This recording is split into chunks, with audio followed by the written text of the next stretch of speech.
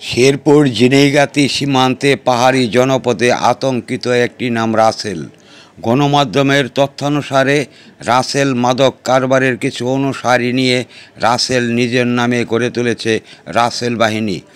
তার অনুসারীদের হামলায় ইত্তেফাক পত্রিকার সাংবাদিক খুরশেদ আলম কয়েকদিন আগে আহত হয়ে চিকিৎসাধীন রয়েছেন। ঝিনাইগাতিতে মাদক সম্রাট রাসেল বাহিনীর হুমকিতে পালিয়ে বেড়াচ্ছে আর এক অসহায় এক পরিবার। মোহাম্মদ বিল্লাল হোসেনের তথ্য ছবিতে NSN রিপোর্ট, ANB মাল্টিমিডিয়া প্রতিবেদন। শেরপুর ঝিনাইগাতির যেখানে পাশে থাকার প্রত্যয় এসা ডেকোরেটর চেয়ার, পানির তৃপ্তি মেটাতে প্রতিদিনের সঙ্গী ডেইলি মগ, আরও রয়েছে জুনিয়র মাম পট। এসা প্লাস্টিক এখন গুণে মানে রুচিতে আরও এগিয়ে। সীমান্তে ত্রাস নলকুড়া ইউনিয়নের গুমরা গ্রামের মাদক সম্রাট রাসেল বাহিনীর হুমকিতে পালিয়ে বেড়াচ্ছে সাদেক আলীর পরিবার। সাংবাদিক হামলার ঘটনায় পুলিশে গ্রেপ্তারকৃত 3 সদস্য জামিনে মুক্ত হওয়ার পর মঙ্গলবার 19 আগস্ট সকাল 10টায় উপজেলার সন্ধ্যাকুড়া গ্রামের সাদেক আলীর পরিবার পালিয়ে যেতে বাধ্য হয়েছে। জানা গেছে, গত মে মাসে গোমরা এলাকার রাসেল বাহিনীর একটি বড় ধরনের একটি মাদকের চালান।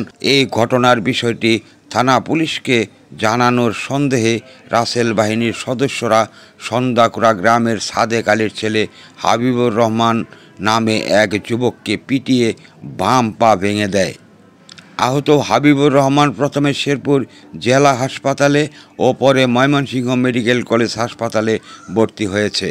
কিন্তু গত 4 মাসেও সাদেক আলীর ছেলে হাবিবুর রহমান পঙ্গু, পা এখনও ভালো হয়নি। এই ব্যাপারে হাবিবুর রহমানের বোন জামাই করিম মিয়া বাদী হয়ে রাসেল বাহিনীর 8-10 জনকে আসামি করে ঝিনাইগাতি থানায় একটি মামলা দায়ের করেছেন। আরও আধুনিক রুচিসম্মত উন্নত মানের পণ্য আজই সরবরাহ করুন। এসা প্লাস্টিকের যে সমস্ত পণ্য বাজারে পাওয়া যাচ্ছে, প্রয়োজন যেখানে পাশে থাকার প্রত্যয় এসা ডেকোরেটর চেয়ার। কিন্তু গত 4 মাসেও রাসেল বাহিনীর কোনো সদস্যকে গ্রেপ্তার করতে সক্ষম হয়নি ঝিনাইগাতি থানা পুলিশ। থানা পুলিশের কথা হচ্ছে, রাসেল বাহিনীর সদস্যদের নামে মামলা থাকায়, তারা আত্মগোপনে থাকায় তাদের গ্রেপ্তার করা কিছুতেই সম্ভব হচ্ছে না। অপরদিকে ঘটনাটি সাংবাদিকের দৃষ্টিগোচর হলে গত শুক্রবার 15 আগস্ট রাত রাসেল বাহিনীর সদস্যরা সাংবাদিক খুরশেদ আলমকে পিটিয়ে গুরুতরভাবে আহত করে। সাংবাদিক খুরশেদ আলমের শারীরিক অবস্থা গুরুতর, তিনি চিকিৎসাধীন অবস্থায় রয়েছেন।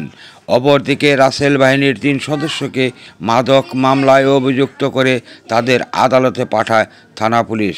কিন্তু ছাড়া পেয়ে মঙ্গলবার সকালে রাসেল বাহিনীর সদস্যরা চাপাতি ও ধারালো অস্ত্র নিয়ে সাদেক আলীর পরিবারের উপর হামলা চালায়। এই ঘটনার পর থেকে সাদেক আলীর পরিবার এখন রাসেল বাহিনীর হুমকিতে পালিয়ে বেড়াচ্ছে।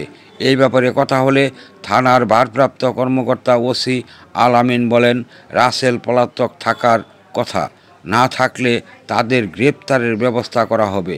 নিউজ অফ 69, ANB নিউজ পঞ্চমুখী সমাজ উন্নয়ন সংস্থার একটি মাল্টিমিডিয়া প্রতিষ্ঠান, ঝিনাইগাতি, শেরপুর।